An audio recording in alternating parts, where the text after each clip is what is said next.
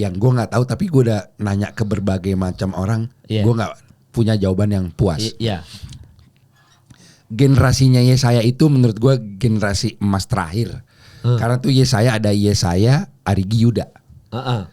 My question is, kenapa basket Indonesia tidak pakai draft seperti di NBA? Ini gue nanya. Oke. Gue kayaknya punya jawaban untuk ini. Kenapa pemain paling jagonya main di tim jago juga? Oke, karena maksudnya draft system. Oke, boleh kita bahas ini karena ini ada segue ke NBA-nya. Tapi sebelumnya, setelah DBL mereka main di mana? Kuliah kan? Kuliah emang ada kuliah college system kayak NCAA. Enggak ada ya Perbanas ya, makanya gitu ya. tinggal dibuat sistemnya aja. Dan nggak harus kayak NCAA, kan juga ada G League juga. Jadi sebenarnya mereka bisa main pilih main di Eropa pun nggak apa-apa, main di Australia, tapi nanti ada draft system.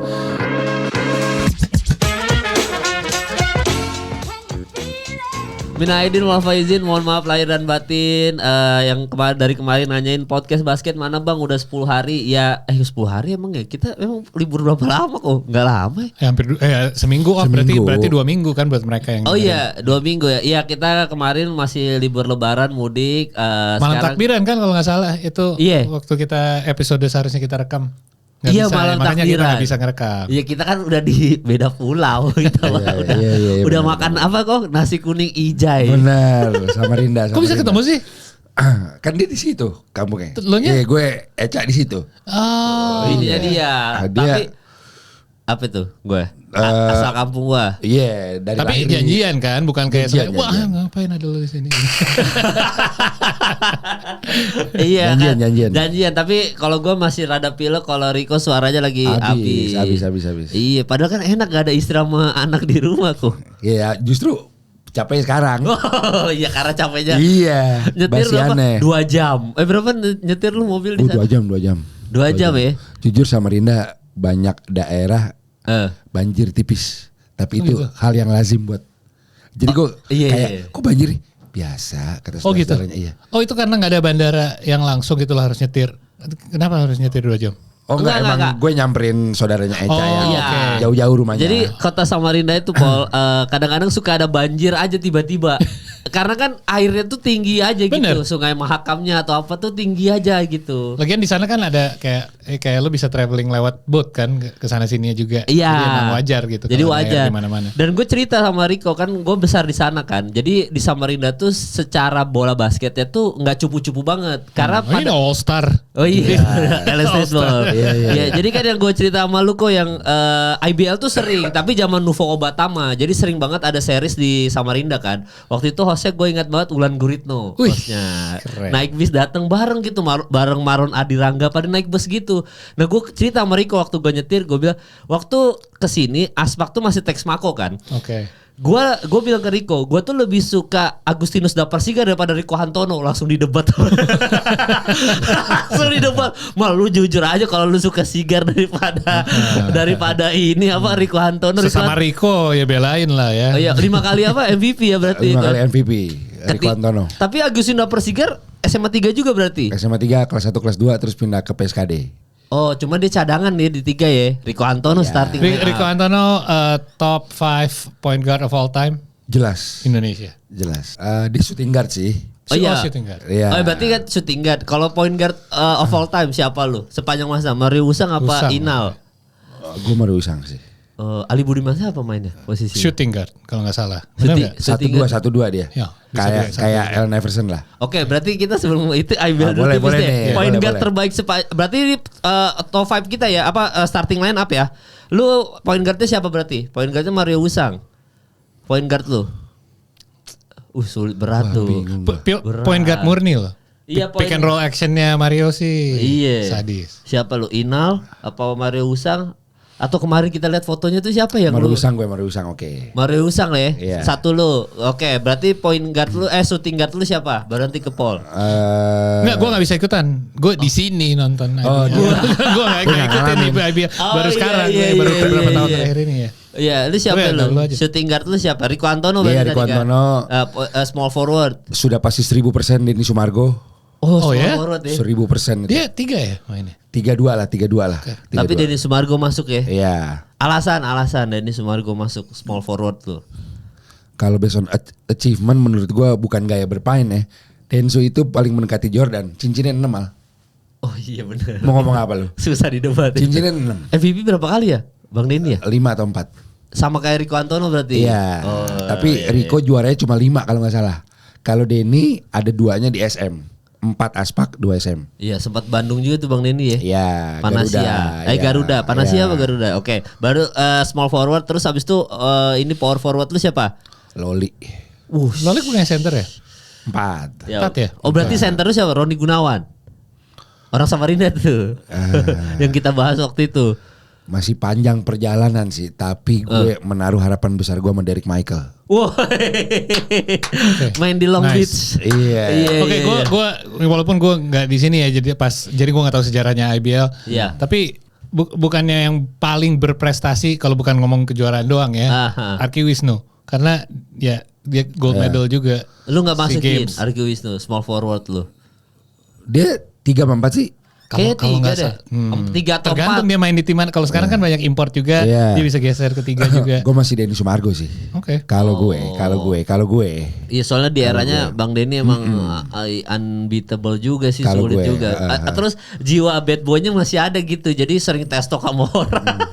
Ya kan jadi Denny Sumargo oke juga 6 gelar juara emang susah dilawan ya. Tapi kalau lu gak ada gambaran ya boleh. Nggak ada karena nggak fair karena gue nggak bisa bandingin dari era-era Kobatama, dari era yang gue belum di sini. Gue dengar banyak dari orang-orang, tapi kan itu bukan opini gue sendiri. Gue harus belum lihat langsung dan kebanyakan gue udah kenal kayak Ali Buimansyah gitu. Gue udah kenal dia, gue pas kenalan sama dia gue nggak tahu dia pemain basket. Bahkan anak-anak Aspak ya gue kenalnya di dunia lain, di dunia gue musik gue dikenalin gitu, ternyata ini kenapa tinggi-tinggi banget ya.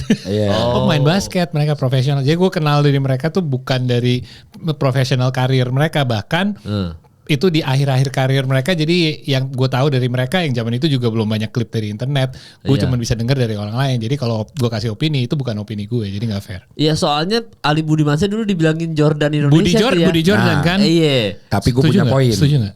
Gini. Ada 2 kenapa Ali Budimansyah ini dibikin di labelin Jordan Indonesia yang menurut gue itu gue cukup sepakat. Satu, gaya bermain. Oke. Dia nombok dari SMP. Oke. Nyeker. One foot, 2 foot take off. 1 foot ya. Iya, one foot ya. Berarti angka layup. Oke. Gitu. Kalau TK. Oh shit. Lupa lo pada ya kan TK. Gue gak tahu banyak tapi gue kenal juga, makanya gue kenal dan gue denger dia gokil ngedangnya. Faktanya dia tidak pernah timnas. Kenapa tuh? Selalu kalah sama Ali Budimansyah. Posisi sama. Untuk posisi sama. Better in game dunker? TK. Ya kan? Tuh. Tapi gak masuk timnas ya. Gak masuk timnas. Nah, Ali Budimansyah gue tidak melihat fenomena sampai sekarang pebasket lokal yang berimpact sampai termasuk gue ya. Gue masuk SMA 3 itu karena lihat Ali Budimansyah loh. Jadi gue kayak I want to be like Mike di Amerika, di sini gue mau kayak Budi. Maunya gitu. Itu cuma ada di Ali Budimansyah sampai sekarang, sensasi itu. Cuma memang kalau kita bicara achievement, ya mungkin dia kalau cincin kalah sama Densu, kalah sama Rico. Cuma kalau influence, Ali Budimansyah influence Indonesia basket terbesar sepanjang sejarah menurut gue. Influence. Tapi kenapa kalau gue denger cerita tentang Thomas Teddy kayak TK, kenapa gue dengernya cuman kayak lebih ke cerita legendaris kayak wah lo gila men lo, dan gue cuma lihat foto dari koran doang yang udah di post. Dia kayak bisa reverse, bisa segala. Tapi yang dibahas sebagai yang dunker itu Budi Jordan. Kenapa nggak TK gitu? Kenapa dia lebih jadi kayak legendaris yang di mouth to mouth aja? Nah gue nggak ngerti ya. Mungkin karena TK besar di Bandung. Oke. Oh di Jakarta. Mungkin. Small market lebih dibanding mungkin market. Mungkin itu kalau kalau apa? Ibaratnya main di Charlotte gitu. Iya benar. Gitu. Nah dulu TK juga gue denger tuh dia udah punya mindset kayak Kobe dari dulu tuh. Jadi di lockernya dia ditulis. Dia Kobe banget. I wanna be champ gitu loh. Iya. Dia kayak gitu tuh. Cuma setahu gue cukup yakin dia nggak pernah timnas. Oke. Kalah spot sama Ali Budi. Posisinya sama gitu. Emang gak bisa lebih dari maksudnya yang satu jadi ada. Ya ada lagi, ada Pekingdai. Anjir Pekingdai. Jelas. Jelas. Iya. Bineka. Iya. Oh tapi si Ali Budimansyah tuh gue gue jujur aja belum pernah pas Ali Budiman main, gue nggak lihat highlightnya dia kayak gimana sih ya. Emang mainnya kayak gimana kok? Selain dia nombok dari SMP tadi lu bilang. Hang time ya gue denger ya. Iya berarti dia ya, ininya maksudnya poetry motion juga. Enggak, lu gini aja. Gini aja. Di zaman sekarang pun anak SMP ngedang, itu lu bayangin aja dulu. Iya itu sulit. Itu aja udah gila dan gaya dia bermain itu mix antara Jordan sama Magic Johnson. Jadi kalau lo lihat dia juga ngelakuin fancy pass. Oke. Di eranya ya. Di eranya. Oh. Jadi sangat amat menghibur. Di era orang masih konvensional dribble kayak Magic Johnson gini tuh Budi tuh udah. Oke. Udah face to face bukan mundur belakangin lawan lo. Soalnya gue era gue tuh Inal, terus siapa lagi waktu itu ya? Gini, kan kalau secara skill kayak di bola tuh ada Ronaldinho, ada Neymar yang emang lo flavor gitu loh. Halus gitu loh. Kayak Kyrie. Nah, di basket Indonesia itu ada di Ali Budimansyah, Kelly Purwanto, almarhum Acel, itu buat gue tuh gift tuh. Enak dilihat bahunya. Nah, Budi melakukan itu di tahun 90, lu bayangin. Lu bayangin. Ali Budimansyah ya. Timnas termuda sebanyak sejarah. SMA kelas 3, timnas senior. Langsung. Dan gue gak lupa saat itu mereka main di Istora Senayan, Paul. Itu satu SMA di Jakarta disuruh nonton pakai putih abu-abu, keren gila gue nonton di RCTI sih.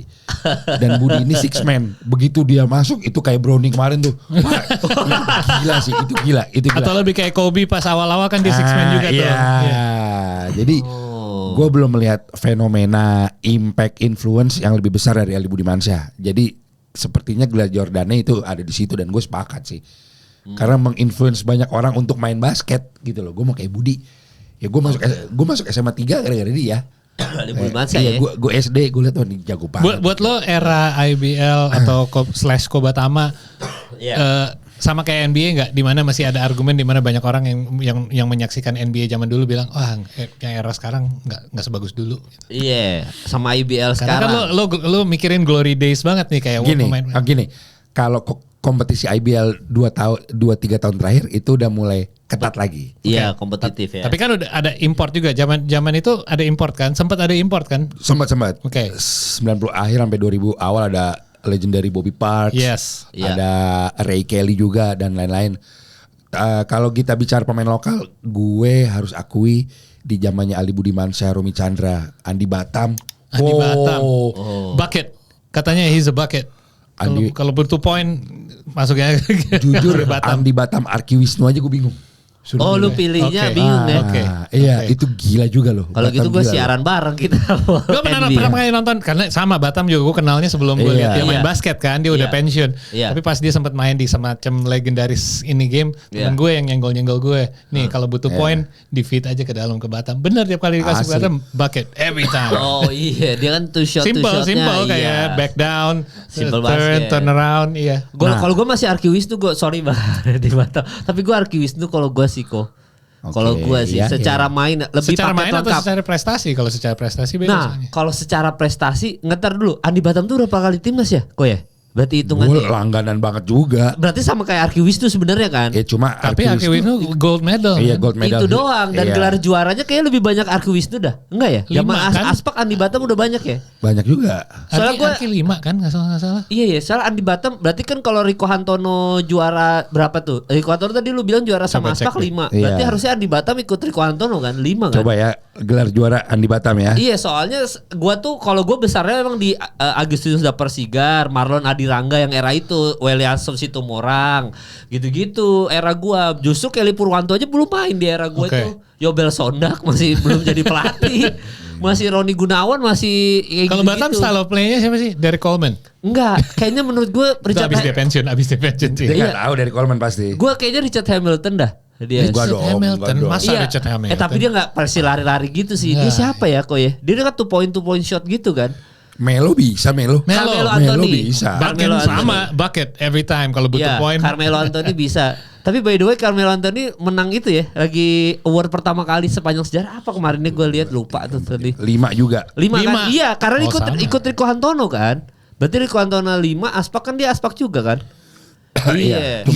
Cuma setahu gue nih, gue takut salah googling, dia pernah di PJ Batam. Oke, yes benar. Itu harusnya pernah juara tuh harusnya, tapi nggak tahu nih gue. Ya berarti kalau ini gue bener ya, gue nggak tahu, gue cuma minta saran dari kalian juga. Iya. Pemain legendaris lama gitu lebih kayak maksudnya ada juara 5. Lu cari orang yang 5 kali juara di NBA. Iya nggak sebanyak itu gitu. Kesannya kayak bener-bener ada banyak yang.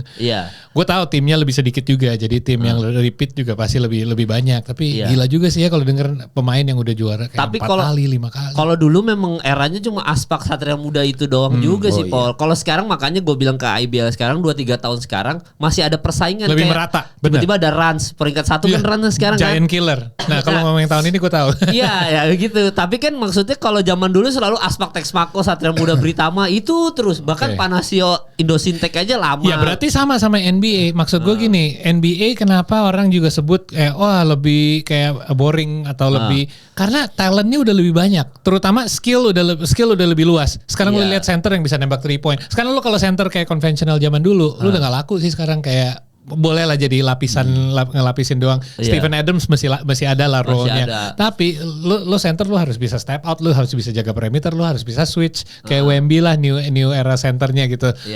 Masalahnya kalau skill set semakin menambah, pemain skillful lebih bisa versatile juga main posisi apapun. Plus superstar juga lebih banyak. Dulu mana ada setiap tim minimal ada 2 superstar gitu. Lu hampir tiap tim lu bisa milih kan 2 bintang dan 2 bintang ini layak lah kalau mereka punya musim bagus bisa masuk NBA. Ya sekarang menurut gua IBL juga gitu, ada pemain foreign yang bagus tapi lokalnya juga ya cukup merata gitu. Kalau dibanding mungkin dulu ya didominasi sama tim-tim gede. Sama kayak NBA zaman dulu kan. Ada eranya Lakers, ada eranya Celtics, ada eranya Bulls. Sama Celtics bisa merajai berapa tahun? Benar. Sekarang tiap tahun juaranya beda kan di NBA juga. Iya, beda terus. Dan ini NBA kayak kebalik lagi soal IBL sama Nuvo Kobatama zaman dulu ya. Dulu tuh ngedang tuh buat kita lumayan eksklusif sesuatu gitu. Yang wow. Ya, jadi kan waktu era gue memang juara senior kontes si Maron Adirangga itu. Itu tuh waktu dia ngedang-ngedang dari Sumargo cerita Ali Budimansyah ngedang. Itu tuh sesuatu yang fantastis. Jadi ketika kita ngelihat ke NBA-nya, lihat slam dunk kontesnya atau enggak in game dunk-nya, itu tuh kayak gila pemain Indonesia enggak bisa kayak mereka apa gitu. Jadi spesial banget. Nah, sekarang kan kita lihat dunk udah kayak bahkan yang terakhir Austin Reeves ngelempar ke LeBron aja menurut kita kayaknya umum aja sih. Iya benar, ekspektasi kita juga benar. Good point. Ekspektasi kita juga udah saking biasanya sampai level talenta seperti itu kita udah biasa gitu ngelihat itu. Sama IBL juga kita ngelihat kayak pemain lokal juga ikutan slam dunk lawan yang foreign juga ya sama. Biasa aja udah. Iya ya, jadi udah nggak ada yang kayak Showtime yang gimana gitu kok. Kalau zaman dulu kan kita ngeliat orang ngedang tuh kayak, Showtime, MJ. Misalkan ada kayak Vince Carter ngelewatin siapa waktu timnas USA main kan dia ngelewatin orang. Itu kan sesuatu banget itu gitu. Yang gue kirim ke Rico di IG. Michael Jordan early clipnya dia behind the backnya di dribble ke tangan kanannya sendiri. Itu speechless komentatornya kan kayak wah apa yang dia ngelakuin ya, gue gak pernah lihat move itu sama sekali. Dia behind the back, tangan kanan. Terus komen-komennya semua, wah kalau mereka lihat Kyrie sih disalib, dibakar sih. Iya lihat, misalkan kita lihat Jason Kidd gitu ya, zaman dulu main sama J. Will gitu, White Chocolate. Kita kan kalau lihat Jason Kidd main tiba-tiba passing ke belakang, terus dipukul lagi pakai ini sikutnya kan kayak itu Jason Kidd ngapain ya gitu. Dan terus kita ngelihat lagi White Chocolate lebih gila lagi kan kayak wah anjir J. Will ngapain lagi gitu. Nah sekarang kan udah biasa aja gitu kita lihat LaMelo Ball kayak gitu kayak ya udah sih umum aja. Ya makanya kalau orang bilang kayak 3 point itu ngerusakin game kita, semua tim mainnya sama. Ya berarti lo nggak bener-bener lo cuman casual fan, lo nggak nonton semua tim. Detroit Pistons nggak main kayak gitu kok, kayak nggak semua tim main yang sama. Orlando Magic nggak main gitu. Lo jangan nilai Boston Celtics terus ngelihat Boston Celtics yang bilang oh ini sama kayak Golden State pun itu juga sebenarnya bukan statement yang tepat kalau lo bener-bener mengupas cara mereka main bener-benernya gitu. Kalau cuman bandingin 3 point doang ya era 3 point ya 3 point nilainya lebih dari 2 otomatis 50% lebih. Tapi nggak berarti semua tim main yang sama dan bisa main itu dengan hasil yang sama. Iya. Dan apa kok? Gue mau menambahkan nih karena kita lagi bahas basket Indonesia tipis nih. Iya. Karena beliau menurut gue berhak mendapat shout out sih. Lo tau nggak kita punya legend namanya Om Sony Hendrawan. Pernah dengar namanya tapi gue nggak tahu. Dia adalah MVP reguler kita namanya Om Sony. MVP Sony Hendrawan dan gue udah pernah ketemu waktu bikin dokumenter tentang Ali Budimansyah. Dia satu-satunya Hall of Fame FIBA dari Indonesia bareng Yao Ming. Wow. Info aja. Masuk 2 Iya. tahun yang lalu. Iya. Nanti kita kirim itu ya fotonya tuh Dan.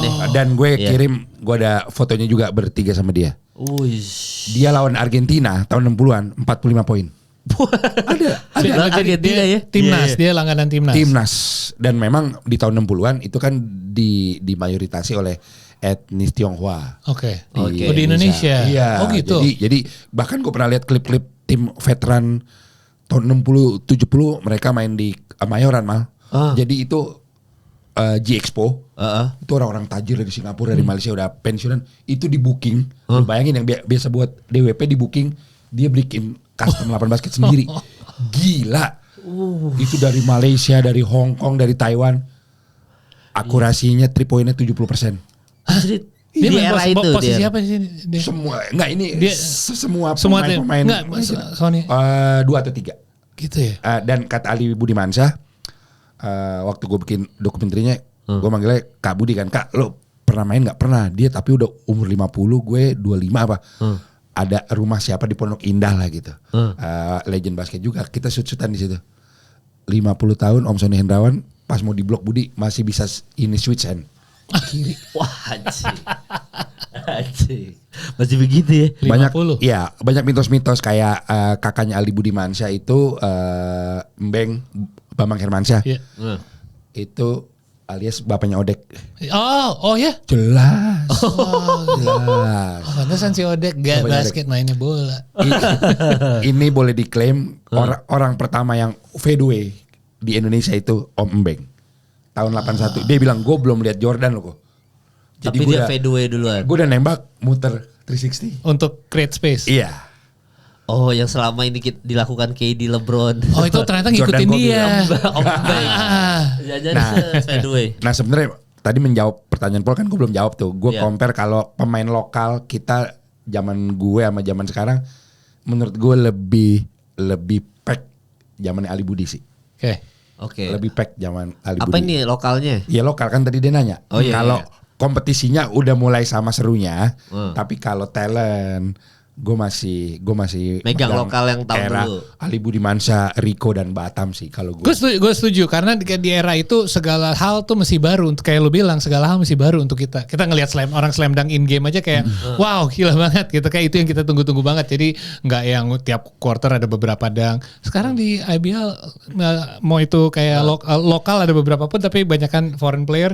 Udah alley-oop dunk itu udah biasa banget. Udah biasa ya tetap kita banget. excited untuk ngelihat itu, tapi itu Iya. udah satu hal yang kita udah expect akan terjadi di setiap game. Iya. Tapi memang Rico Hantono tuh zaman dulu 3 poinnya sadis juga tuh ya. Lu kalau Rico sama Prastawa deh. Rico Hantono ya.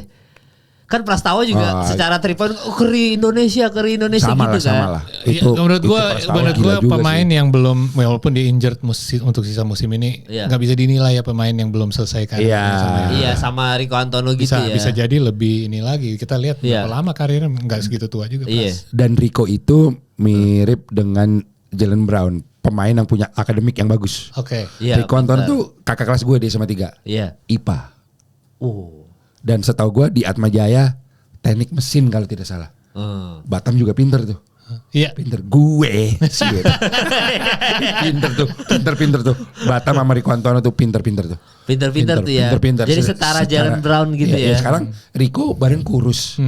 Jarang nge-gym, tapi lu bisa survive di kompetisi yang ketat. Dia Pinter sih. lama kan karirnya berapa lama? Lama, Iya, kan? lumayan Iya. lama gitu Iya. loh. Oh. Jadi rata-rata orang yang pinter itu basketball IQ-nya juga cukup tinggi. Iya. On court IQ-nya. Iya. Iya. Pokoknya gue 3 GOAT Indonesia gue. Oh siapa aja? Om Sony Hendrawan, Ali Budimansyah, Denny Sumargo. Ini Tambah 3. satu lagi kan Mount Rushmore 4 kan. Oh 4. Mount Rushmore. Satu lagi siapa? Berarti harus era sekarang Mount kan? Rushmore nggak harus. Enggak harus. Nggak harus ya. Ya. Kayak kan ada LeBronnya, berarti kan harus era sekarang gitu. Mount Rushmore. Lu nggak ada ya? Wah, gue cuma 3 lagi, Pol.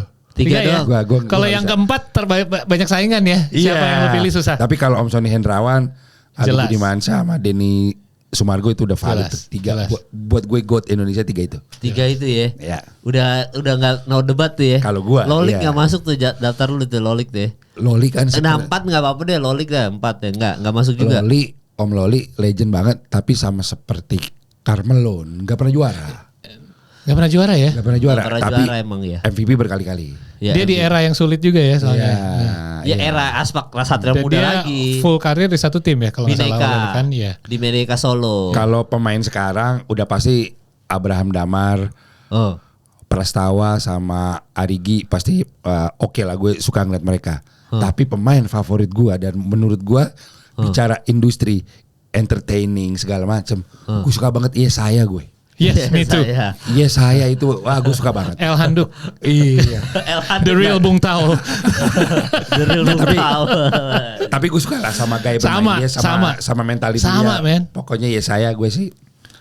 Positif banget ya orangnya ya. Disorakin iya. satu stadium pun dia nggak apa-apa jadi bad guy-nya, tapi dia nggak pernah take it personally gitu, nggak pernah sampai cross the line gitu. Dan lupa satu lagi, Yuda Bandung. Jadi Yuda, Arigi, Pras. Nah, itu juga sedikit poin untuk menggambarkan dengan ada pemain import mungkin ada sedikit, kalau mau kita lihat ada pro kontra ya. Mungkin ada sedikit kontranya adalah yang dia sebut semua pemain-pemain rata-rata main posisi 1, 2 atau mungkin even 3. Tapi rata-rata kalau kita lihat foreign player, pemain asing yang main di IBL ngambil posisi, adalah yang main point guard juga, ada Solano gitu, tapi rata-rata big man.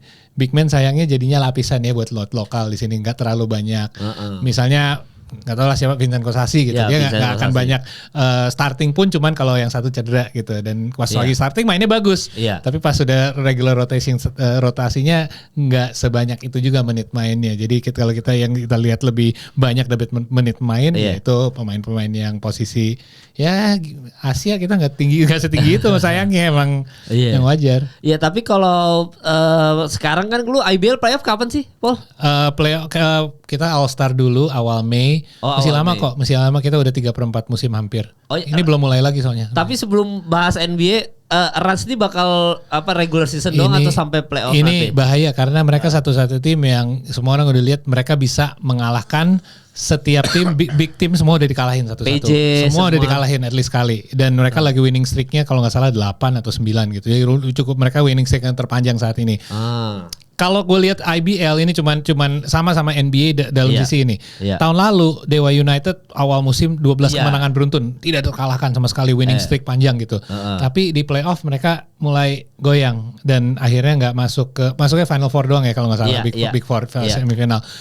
Sama gue lihat kayak misalnya SM gitu, awal musimnya nggak gitu baik, tapi semakin kesini bagus, terus mereka ganti importnya, terus mereka masuk ke final kan.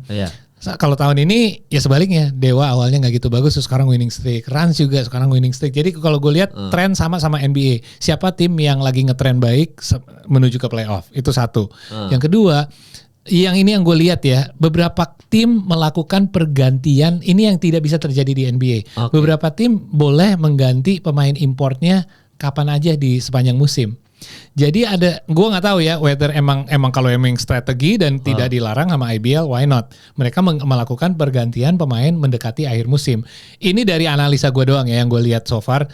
Short side-nya adalah dari tim lawan, kalau tim lo menambahkan pemain asing yang lebih bagus atau pemain yang belum di scouting dan lo belum lawan musim ini, itu agak sulit untuk lo scouting lawan dia pas mau masuk playoff. Kalau lo harus ketemu mereka kayak ini pemain seberapa bagus skill set mereka kayak gimana. Kalau lo udah ketemu di awal di regular season, lo udah bisa tebak lah mereka tuh seberapa mainnya seperti apa, rotasinya seperti apa. Yang kedua, mereka rata-rata yang kita lihat tahun lalu SM lah contohnya, mereka ganti sama pemain impor yang ternyata lebih bagus. Kok boleh gitu sih? Kok boleh gitu? Karena tidak ada trade deadline ataupun ini ibaratnya bukan trade deadline ya, karena bukan trade juga. Kalau trade nggak boleh, mereka nggak boleh pindah tim selama satu musim kalau diambil tim lain, pemain asing ini. Justru jadi mereka nggak bisa ngambil pemain yang udah dilepas sama tim lain gitu. Tapi mereka boleh ngambil dari luar. Ini lebih kayak buyout sih yang gue lihat. Kalau di NBA, buyout masih boleh kan di NBA lo buyout pemain. Masalahnya buyout market untuk IBL jauh lebih luas dibandingin NBA. NBA lo buyout siapa sih pemain paling jago udah punya kontrak di NBA. Iya. Oh, jadi, makanya itu yang bikin jadinya lebih susah ditebak aja di pas playoff. Jadi lebih ternyata jago banget ini ternyata ada kalau mereka beruntung dan bisa dapat, atau ternyata mereka udah melirik pemain dari mungkin beberapa bulan yang lalu, ini pemain kayaknya kita mau nambah di roster kita, dan mereka melakukan itu mendekati akhir musim. Buat lawan susah ditebak, buat lu juga menambah kekuatan lo. Jadi itu bedanya yang gue lihat di NBA. Kalau NBA lo mau beli buyout pun mau sejago apa yang pemain yang lo bisa dapat di free market di luar situ yang belum punya kontrak, nggak mungkin sejago itu kan. Jadi Iya itu ya. Kalau gue lihat playoff IBL, tapi itu bikin IBL lebih seru buat gue. Emang susah ditebak di playoff dan rondenya lebih pendek kan, cuma 3 game. 3 game. Iya. Iya, 3 game 2-1 gitu doang kan biasanya kan. Iya, jadi memang IBL tahun ini lu belum bisa prediksi, paling SMPJ lagi kurang lebih. UAPJ sih kayaknya tetap the team to beat sih. Tapi sekarang lebih banyak basically the whole league got better lah. Selain Medan sayangnya. Tapi soal gue nggak nonton udah, lu masih nonton kok? Masih nonton lah. Siapa lu jagoan lu musim ini? Di Instagram. Enggak, gue PJ kemarin sempat ada apa? Kerjaan sama PJ lah.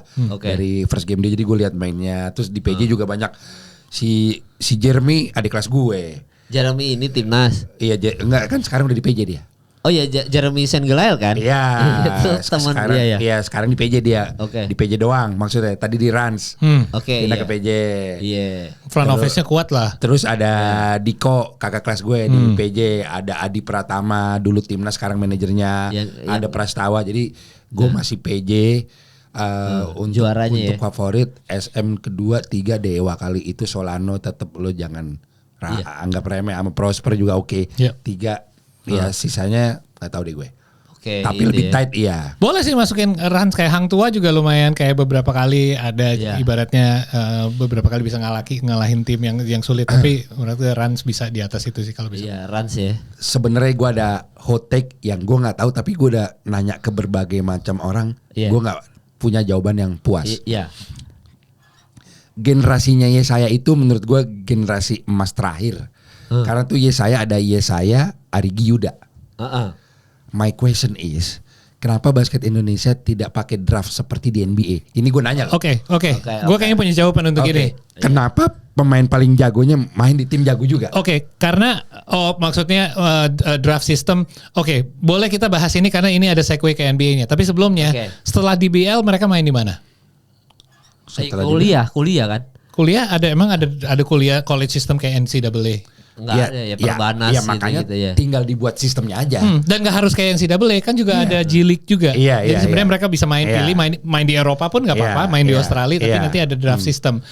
Draft system ada setahu gue sebelum-sebelumnya untuk pemain asing. Jadi mereka, tapi itu pun juga lo kan tidak berdasarkan lo cuman kayak ibaratnya siapapun yang duluan juga nggak terlalu ngaruh. Soalnya nggak ada yang prospek nomor 1 draft pick. Jadi alasannya apa? Alasannya karena menurut gue dari college dari high school nggak ada seeding system kayak disalurkan untuk nggak usah beberapa liga, 1 liga aja deh, kuliah misalnya bikin aja universitas dan college league. Kenapa? Karena dari situ lo bisa mulai nilai pemain. Ada. Jadi lo bisa ada prospek 1 sampai 10 itu siapa di universitas. Kalau mau dibuat bisa. Tapi nggak ada kan. Nah itu kenapa nggak ada draft? Karena kalau ada draft lo harus bisa tahu siapa yang prospeknya. Pertanyaannya, lo setuju nggak dengan konsep itu? Enggak. Ya udah. Nggak setuju. Karena NBA lagi ada masalah. Nah sekarang gue segue ke NBA ya. NBA lagi ada masalah apa, topik yang lo paling sering lihat di IG atau YouTube? Tanking kan? Karena kita udah mendekati akhir musim. Tanking masalahnya apa? Karena draft system. Jadi udah dipropose nih dari beberapa analis yang jago. Ada beberapa yang kayak nggak masuk akal. Ada beberapa yang lucu juga. Ada beberapa yang wow gila banget kalau lu mencoba hal-hal kayak gini. Apa yang terjadi buat teman-teman yang nggak biasa, dan ada beberapa yang udah nanya juga, boleh dong bahas tentang draft system. Gini masalahnya, semua orang udah tahu bahwa tim yang dengan rekor terburuk chance terbesar untuk dapat nomor 1 draft pick, lottery pick pertama. Ini membuat tim-tim di akhir musim yang tahu bahwa kita tidak akan memasuki playoff untuk sengaja kalah. Sengaja kalah, mulai solusinya apa? Mulai didenda sama NBA.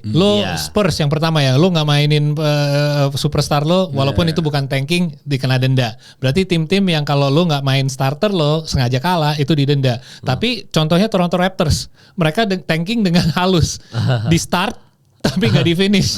Jadi waktu mereka leading di fourth quarter tetap kalah karena RJ Barrett-nya duduk, Scottie Barnes-nya duduk. Jadi selalu bisa nemukan celah dari tim-tim untuk kalah.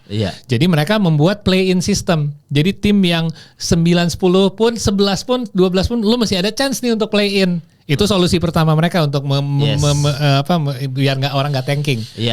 Itu berhasil untuk 1-2 musim, tapi tetap aja mereka merasa tim yang tidak ada chance untuk masuk play-in pun akan tetap tanking. Dan ini buat gamenya sebenarnya masalahnya apa? Gamenya nggak seru ditonton aja. Lo jadi fan base-nya tim yang selalu papan bawah Washington Wizards pun dapat first pick, top 5 pick, tetap mereka di bawah gitu next season. Jadi propose, gue mau tanya kalian dulu, udah bener gak solusi-solusi yang dipropose?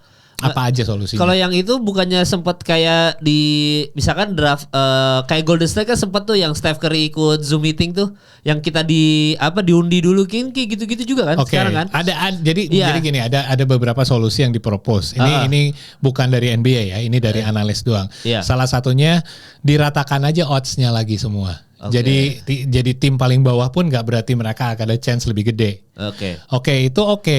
Tapi resikonya nanti Orlando Magic, Shaq and Penny. Lu kalau rata odds-nya ya chance lu bisa dapat draft pick 2 tahun beruntun berturut-turut lu tiba-tiba jadi tim yang nggak fair buat tim lain. Ada argumen itu. Ada juga bikin kayak WNBA. Lu ambil rata-rata rekor tim terburuk dari 2 tahun terakhir dan disamain odds-nya. Ya itu juga mirip-mirip lah. Ada juga yang bilang lu nggak hitung rekor sampai mulai setelah All-Star break. Karena setelah All-Star break kan udah 2/3 musim berjalan. Dari situ lu bukan ambil rekor terburuk tapi rekor terbaik. Dari All-Star break. Jadi tim-tim semua lu ambil rekor siapa yang winning rekornya terbaik, mereka dapat chance yang lebih gede. Menurut gue itu lumayan lucu sih, kayak bisa lah di lebih perbaikin lagi. Jadi ada beberapa solusi yang menurut gue ini pasti akan dilakukan sama Adam Silver, karena Adam Silver udah jelas pengen membereskan masalah tanking ini. Tapi apa solusi yang paling benar? Ya mungkin yang terakhir gue bahas itu juga oke. Tapi ada banyak juga yang lo kasih solusi sekarang kayak All-Star Game, nggak berarti nanti ini tidak akan membuat long term solusi long term. Ini bisa jadi untuk short term doang, tapi kedepannya pasti tim bisa menemu celah lagi gimana caranya gitu. Balik lagi kalau ke Indonesia mau melakukan itu, menurut gue boleh sih lo bikin ranking system prospek dari universitas nih yang atau kuliah yang paling bagus 1 sampai 10. Ini buat tim-tim yang dari bawah ke atas dari area. It might work untuk mendapatkan pemain yang tim yang lemah bisa mendapatkan pemain bagus. Tapi seberapa besar impactnya untuk tim itu? Misalnya tahun ini Raja Wali Medan deh, tim rekor terburuk gitu. Mereka dapat top draft pick nih. Apakah pemain lokal mereka akan dapat playing time sebagai bintang di tim itu atau tetap pemain asing mereka yang akan dikasih kebanyakan inilah role yang lebih besar gitu. Itu akan bantu mereka berkembang nggak? Ya menurut gua sama-sama aja sih, lebih rata aja odds-nya di Indonesia. Jadi, dan di Indonesia itu juga kok gue pernah dengar selintas gitu ya. Misalkan lu pemain jago di Perbanas misalnya gitu ya. Banyak tuh yang nggak mau, gue nggak mau main di tim yang papan bawah gitu, gue maunya PJ. Sekarang bebas SM, ya kalau lo mau masuk IBL. Ini kalau tidak salah gue takut salah berpendapat nih. Karena bedanya dengan NBA, klub papan bawah pun itu secara salary cap sama. Nah, beda sama yang sepertinya di Indonesia, ya PJ sama SM itu paling bagus secara finansial lah. Dan exposure. Mungkin enggak. Gaji doang. Fasilitas. Kalau nggak direct pun fasilitas lebih enak, pemain lebih tertarik untuk main di situ. Iya, exposure. Nah, soalnya kan kalau di Amerika misalkan let's say LeBron masuk Cleveland Cavaliers gitu. LeBron tuh udah bisa ngebawa mental, dan Cleveland bisa, mungkin kita nggak tahu secara manajemen Cleveland sama Lakers pasti lebih bagus Lakers kan. Cuma kan kalau di Indonesia mungkin ketimpangannya berasa tuh, misalkan lu masuk tadi misalkan let's say ada tim papan bawah lah gitu. Kan kayaknya gue berapa kali ada orang bilang, gue tuh takut main di klub yang papan bawah, mental gue jadi turun juga, dan manajemennya jadi nggak bagus. Beda dengan gue gabung PJ misalkan let's say gitu ya, gabung Bandung atau ini, gue ditata bener jadi pemain bener gitu. Dan lo masukin LeBron ke small market seperti Cleveland, dia bisa bawa tim ini jadi bagus, terkenal, jersinya laku. Lo masukin contohnya siapa, Yuda deh di draft ke tim yang mungkin ke papan bawah gitu. Iya, dia bisa jadi salah satu pemain lebih bagus di situ. Top 3 lah dengan pemain asing mereka juga. Tapi nggak tentu dia bisa membuat tim ini jadinya financially lebih sehat gitu. Gitu. Dia sendiri bisa membuat tim ini secara finansial lebih sehat. Iya bener, LeBron kan bisa ngebawa gitu. Misalkan Cooper Flag mungkin bisa ngebawa pasar baru gitu. Tapi kan kalau misalkan Yuda pemain terbaik di college gitu, bawa ke tim papan bawah belum tentu kok gitu. Itu draft kan juga kita sebutnya bahaya. Selalu itu. Pertanyaannya apa berarti? Apa? Iya, lo concernnya di mana? Kalau gue jadi ketua Perbasi harus dicoba. Ya sebenarnya coba dong. Iya kan, kita nggak tahu. Udah ganti Pak, Kota Perbasi udah ganti kan sekarang kan? Udah ganti kan. Iya. Gue setuju dengan draft system cuma satu buat Indonesia ya. Karena ini akan membuat kita dipaksakan untuk terus mendidik dan ambil development dari grassroots-nya Indonesian basketball untuk terus menambah pemain lokal yang bagus, yang baru dan yang bagus, dan biar antara mereka saingannya gitu tetap lebih kompetitif. Karena mereka takut kalau posisi sama yang lebih muda nih, yang gue lihat di kuliah ini anak ini bagus nih main posisi gue. Mungkin juga dari DBL udah dipantau. Yes. Dari itu DBL. Yang kurang sekarang. Iya. DBL kan hype-nya juga di seluruh Indonesia kan meriah banget gitu. Kayaknya udah bisa tuh dipantau dari DBL kelima kan Liga Mahasiswa, baru habis itu masuk ke. Tapi sekarang ada gap kan. Yang kita dengar IBL hype-nya gede banget, mainin finalnya aja di Indonesia Arena. DBL ya. Itu kan high school kan? High school dari antara high school sama IBL, ya menurut gua ada gap aja sih pemain jauh yang jadi MVP gitu di final di DBL. Mana lebih meriah mana? Maksudnya meriah DBL sih. Jelas. Iya, DBL jelas. Jadi nggak bisa momentum itu harusnya bisa diteruskan dong. Iya. Soalnya Liga Mahasiswa nggak semeriah itu kan. Ketika maksudnya kayak final misalkan Ubaya masuk final gitu, Ubaya Perbanas. Kan nggak semeriah DBL kan kalau udah final, buset. Wah, ini sih kayaknya konten kita akan ditonton paling banyak nih bisa nih. Gue punya sesimpel gini. Karena yang organize beda, Paul. Gue juga udah denger ini sih. Udah, simple. Ini sponsor nih, ngomongin sponsor. Bukan sponsor dong. Yang organize itu DBL kan teman-teman dari Surabaya. Kalau tidak salah ya, Mas Azrul. Iya, Mas Azrul. Nah, itu kan kayak contoh gini loh. DBL bisa nge-capture sporter cewek yang cakep lagi joget. Itu kan, wah itu sih, itu mereka udah ngelakuin itu dari 3 tahun lalu. Iya. Ngeluarin sepatu kok. Iya, ini gue bicara lo ngemas pertandingannya jadi industri, jadi entertainment, kayak lo mewajibkan bawa supporter, lo mewajibkan ada cheerleader. Iya. Itu kan kayak hidup gitu loh. Dan klip-klip yang mereka ambil dari drama final yang itu yang cewek juga dapat banget kan dramanya, reaksi mereka di ini. Iya. Hal kecil, kalau nggak salah udah dilakuin 2 atau 1 tahun apa 3 tahun, lo masuk Final Four, lo didampingin orang tua. Gandengan. Itu sih keren. Dan itu DBL gandengan tuh dia tuh bisa bikin produk-produk kayak gitu, kayak sepatunya, sepatu DBL ada. Jadi dia tuh. Nah, itu side effect-nya. Iya, akhirnya kan mereka secara, kita kalau ngomongin sama Lima nih Liga Mahasiswa, kan kita nggak ada dengar kabar-kabar Lima ngeluarin sepatu edisi 5 gitu. Tapi DBL tuh bisa loh dia ngeluarin sepatu edisi DBL kayak wah keren juga itu ya secara marketing. Di tengah lapangan di Indonesia Arena apa? Sebuah merek motor kan? Iya. Gue sebenarnya kenapa merek motor ini bisa mau ngeluarin dana segede itu untuk final DBL doang. Terus mereka bilang yang naik motor siapa? Di Indonesia lo lihat aja anak-anak SMA semua atau anak-anak yang baru mau universitas kan. Ini market mereka. Tapi mereka juga mau mengeluarkan, nggak kecil loh. Gue nggak tahu. Jadi jangan quote kalau gue salah quote ya. Kalau nggak salah untuk sewa Indonesia Arena untuk 1 hari aja itu 600 juta ke atas. Itu sebelum ada operational expense dan lain-lain. Jadi kenapa kita tidak sering lihat game dilakukan di situ, karena ongkosnya terutama. Lo kalau udah mau loading pun hari sebelumnya, hari itu pun lo bayar full. Jadi lo sewa untuk 2 hari.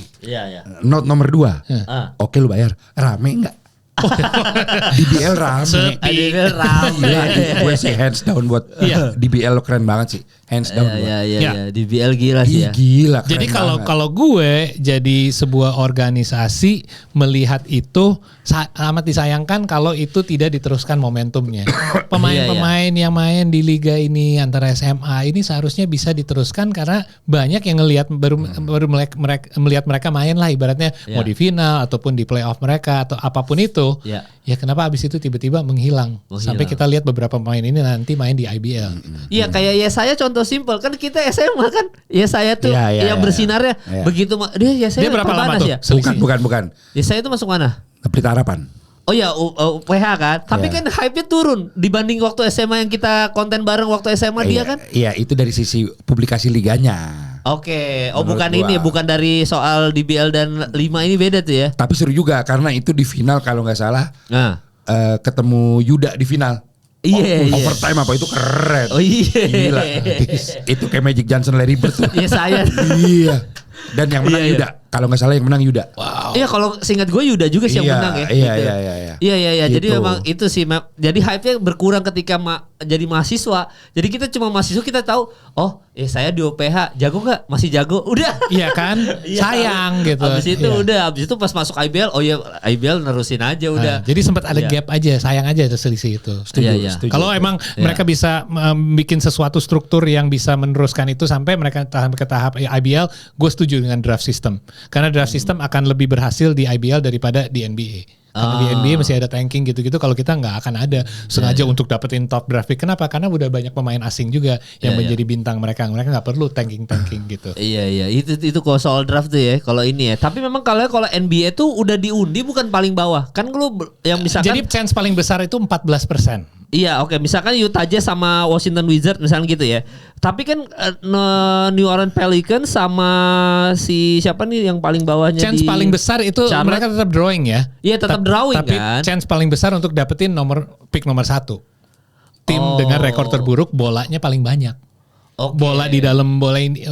Yeah. Makanya ada ide untuk setiap tim taruh 1 bola aja. Jadi chance-nya sama. Jadi mereka nggak akan.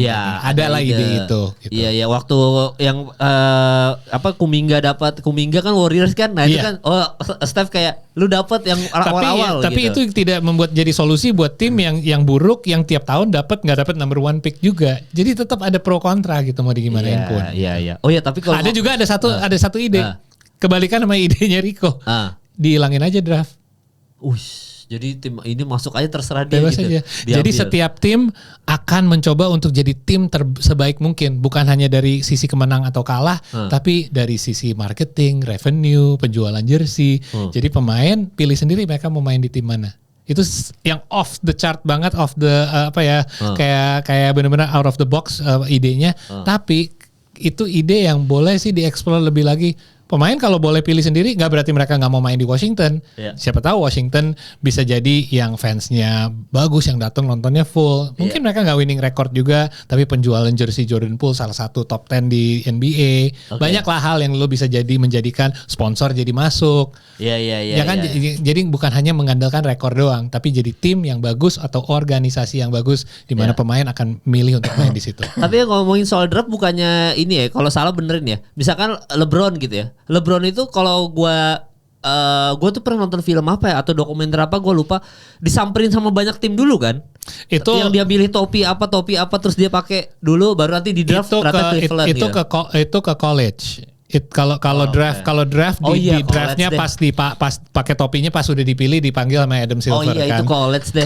Kalau college dia boleh mendeklar dia mau main. Jadi boleh didatengin dulu dari beberapa sekolah untuk dibujuk lu main di sekolah kita. Diajak tur pun boleh main. Terus ada kan kayak di Blue Chips kayak dibikin kayak pemanggilan pemain. Keluarin Shaquille O'Neal gitu misalnya, terus dipanggil terus dianya keluar dibikin ke dasar apa. Ini lo rasanya nanti kalau dipanggil.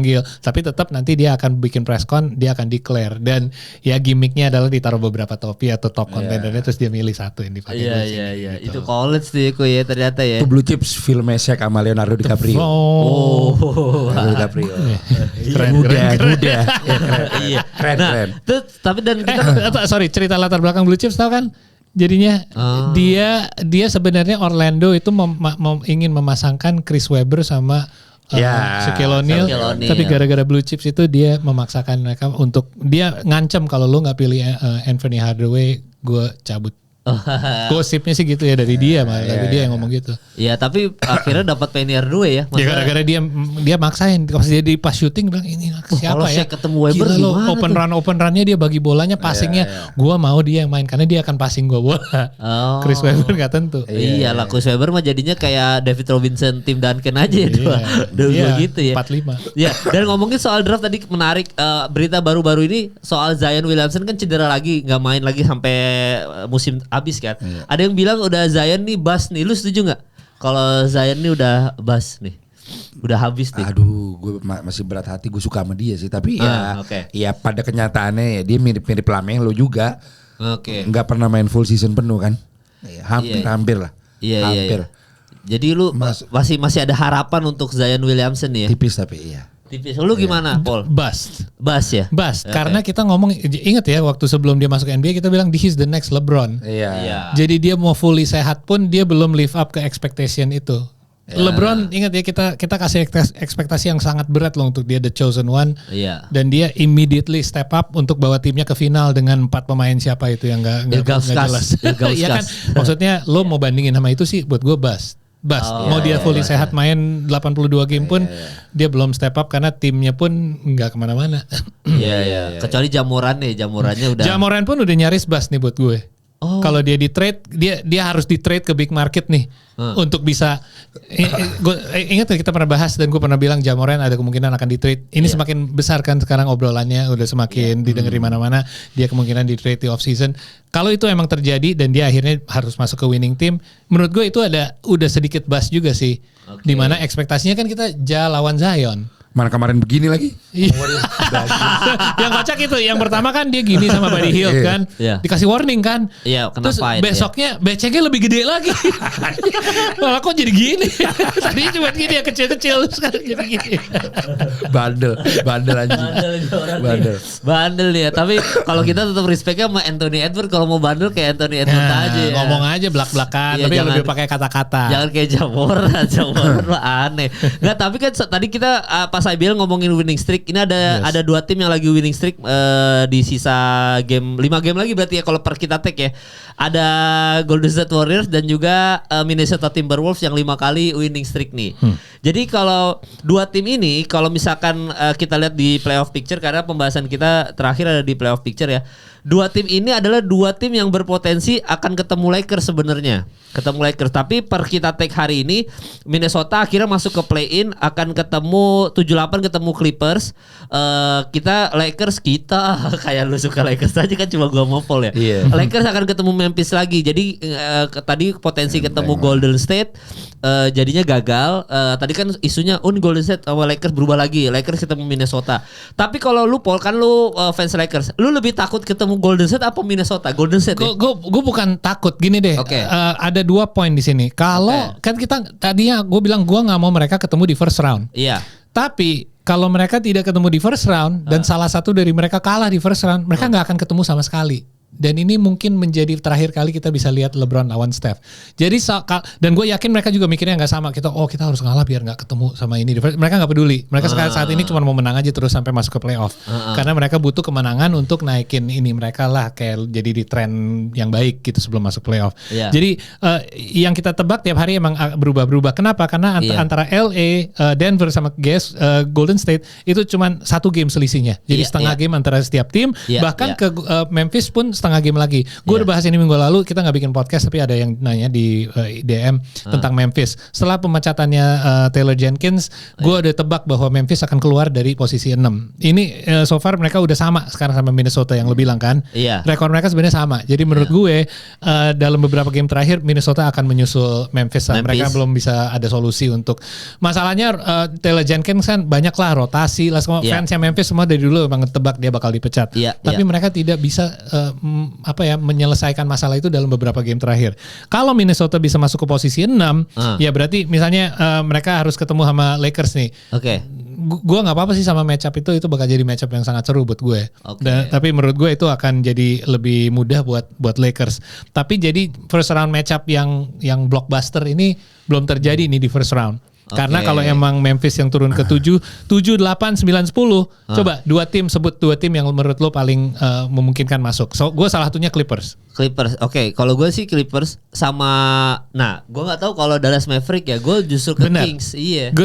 Kalau lo ke Kings, kalau gue lebih ke Dallas kalau si Anthony Edwards-nya mainnya kayak gini terus. Karena Anthony mereka Davis. Anthony Davis. Kalau Sacramento sering choke lah. Jadi mereka kalau bisa mengalahkan Sacramento, mereka harus ketemu antara Minnesota atau Clippers. Memphis atau Clippers. Menurut gue akan ketemu Memphis dan mereka justru menurut gue bisa ngalahin Memphis. Dengan Anthony Davis yang sehat yang mainnya bagus ya. Jadi mereka mungkin bisa ngisi posisi 8. Tapi masalahnya yang ngisi posisi 8 harus ketemu sama OKC, so who cares. Tapi yang ngisi posisi 7 ini yang menarik karena mereka ketemunya Houston. Houston gak punya go-to player. Go-to playernya siapa sih? Van Vliet. Senggun. Ada di playoffs lo harus ada go-to guys sih. Iya. Jadi ini menurut gue yang bisa menjadi menarik, yang bisa jadi upset 7-2. Oke. Gitu. Jadi antara itu ya. Ya, Denver Golden State sih gue megang Golden State. Oke, berarti kalau dari lu dulu kok misalkan Lakers bawah ketemu, iya misalkan let's say gini ya. Ini kan soalnya nanti gue bahas juga karena ternyata si Denver Nuggets ini 3 losing streak nih menuju playoff nih. Tapi kayaknya nggak akan berpengaruh signifikan ya. Tapi kalau menurut lu berpengaruh signifikan nggak kok 3 losing streaknya Denver Nuggets? Kan lu memantau Nikola Jokic. Ngaruh lah. Ngaruh ya. Ngaruh. Iya. Kasihan tuh. Wah, tapi jangan lupa emang gue muji dia terus sih. Iya. Anthony Edwards kan bilang the best player I ever seen. Di locker. Nikola Jokic. Sering tuh dia muji orang. Berarti emang segitunya. Coba berat sih. Kalau gue ngeliat Nuggets emang terlalu di pundaknya Jokic doang musim ini. Iya, sayangnya. Ada 4 game terakhir itu kalau mereka selisih yang Golden State, mereka switch pun tetap lawan, cuman bedanya home courtnya aja kan. Iya benar. Iya, dan itu kan betul. Waktu Golden State lawan Denver kan yang jaga Steph kan si Michael Porter Jr. kan. Iya. Habis dikocok. Wah. Dikocok sampai nggak ngelihat. Nggak, tapi memang kan kalau tadi balik kita ke slam dunk, kita kan tahun dulu sebelumnya kita lihat dunk tuh fantastis gitu loh. Alley-oop apalagi kita teriak sampai berdiri-berdiri lihat orang Vince Carter ngelewatin orang kita teriak-teriak. Kalau sekarang gue lebih terhibur gitu, Steph gocek-gocek Porter Jr. masuk. Steph Curry waktu lawan Golden State lawan Denver Nuggets ada 3 orang jaga dia, kalau 3 apa 2 orang dia nge-fake, gue mundur nge-fake sampai dia dapat paling depan, dia tembak masuk. Itu orang lebih terhibur, lebih ada orang bisa lakuin hal kayak gitu kayak Steph Curry gitu ya. Tapi saya Gilgeous-Alexander lebih gila lagi, yang dia satu orang doang di fake, dia muter, dia lempar lagi langsung foul. Iya. Nggak, tapi itu sekarang kalau kita ngelihat aksinya Shai Gilgeous sama Steph itu yang dia footworknya dia di garis 3 point itu terhibur banget Paul gitu. Setuju. Lebih itu makanya kan ketika gua nggak tahu ketika misalkan kita kalau lihat dari playoff picture Denver Nuggets akan ketemu Warrior, itu kan itu kan Steph kan akhirnya ketemu formula kalau Porter Junior lagi yang jaga, gue gocek lu gitu maksud gue.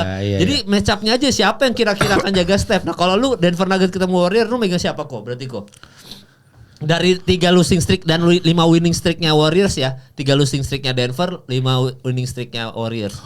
Kalau misalkan ketemu per hari ini Warriors. Per hari ini Warriors. Kan lu bilang kalau semuanya karena sehat. Sendirian, iya. Karena gue lihat dari coaching staff Warriors nggak banyak diganti, jadi tetap lebih solid Warriors sih. Dan Jimmy Butler terbukti juga oke.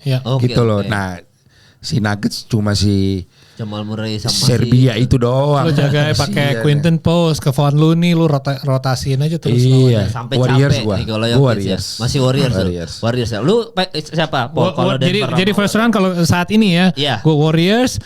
Kalau LA, gue switch nih ya. Gue LA akan ketemu Minnesota menurut gue. Oke. Akan keluar Minnesota. Kalau Memphis ketemu Clippers di play-in, Clippers akan menang. Jadi Clippers di posisi 7.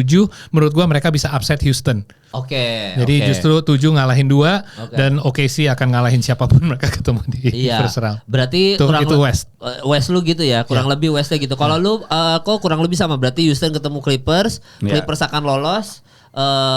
Kita lihat nanti antara Lakers sama ini. Kalau lu Lakers Minnesota lu megang siapa ya? Lu belum jawab. Lakers ya, masih Lakers ya. Oke, berarti kemungkinan Lakers akan ada Battle of LA. Berarti kalau misalkan based on kita lihat di sini ya, Battle of LA masih megang Lakers berarti. Masih megang Lakers. Lu juga masih Lakers tuh. Battle of LA. Terus habis itu misalkan let's say Golden State lolos dari Denver, Golden State ketemu OKC, lu megang siapa? Dari playoff picture yang kita gambarin ini. OKC. Daripada Golden State. Kalau Golden State lolos dari Denver Nuggets, lu megang oke sih ya? Hari ini masih oke sih gua. Masih oke sih.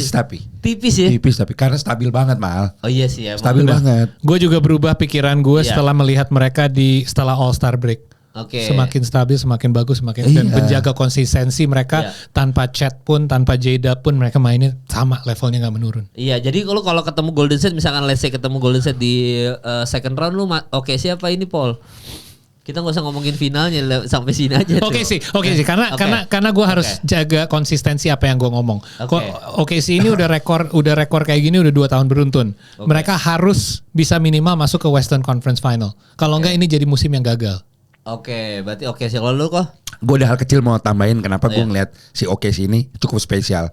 Gue sebagai former player ya. Kayak hal kecil, lu interview SGA rame-rame itu hal kecil tapi kayak chemistry tim lo keren. Oh. Yang dilempar anduk. Iya. Itu keren mal. Dan menurut gue itu juga salah satu poin plus bahwa mereka solid.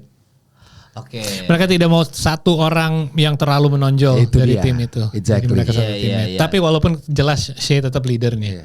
Cuman yang gue pertanyakan adalah Shea Gilgeous-Alexander ini, dan gue nggak mau orang salah artiin ya.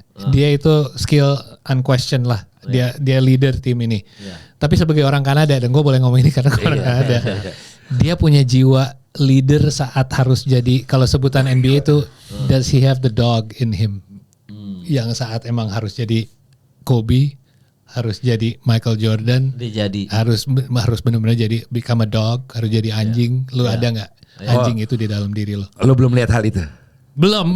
Karena dia masih baik banget. Gue lihat dia tuh kebaikan Kanadanya kelihatan banget. Dia perlu ada sedikit Dylan Brooksnya di dalam dia. Ngerti kan? Dylan Brooks anomali tuh buat orang Kanada. Iya. Jadi harus ada itunya ya. Gue juga baru melihat itu di Steph Curry waktu dia juara lawan Boston. Yes. Baru gue lihat. Dan itu lu baru bisa lihat itu tuh mentality juara itu harus ada itu. Iya. Dikit aja harus ada. Betul. Tapi kalau nggak salah SJ Saat teruji. di musim ini ketika orang meragukan dia jadi MVP, kan Nikola Jokic bikin, gue lupa tuh yang rekor triple double 20-20 apa kalau nggak salah tuh ya. Habis itu kan si SGA-nya nantangin lagi dengan berapa poin gitu dia bikin kan. Maksudnya dia ngasih lihat, oh lu meragukan gue MVP musim ini, nih gue buktiin lagi di next game-nya. Berarti kan dia sebenarnya dognya tadi tuh udah mulai di persaingan MVP. Iya, dan dog gitu. itu nggak harus keluar dari statistik atau skill. Oke. Dog itu di Jokic pas dia ngedorong Morris kembali sih. Iya. Gitu. Iya, benar. That's what I mean. Kayak lo ada nggak jiwa ngelawannya kalau lo benar-benar di pojok, lo terpojok, lo akan gigit atau lo akan minder.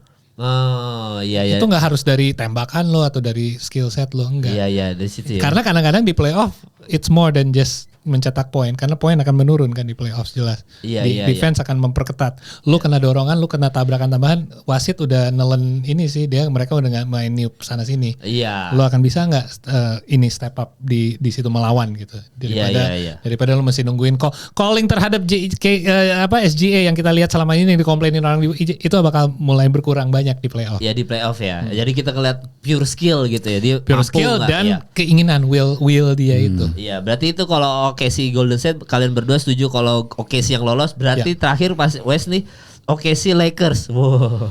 Kan berarti finalnya misalkan let's say habis Battle of LA Lakers lolos kan. Berarti OKC Lakers per kita playoff picture hari ini. Sebenarnya kalau nggak based on Bagan, gue Warriors, Lakers aja gue Warriors. Jadi kalau OKC udah bisa ngalahin Warriors, OKC, Lakers, OKC gue. OKC gue. Kalau lu? Kalau gue tetap akan mengandalkan dua superstar menang di atas full team, karena superstarnya siapa dulu?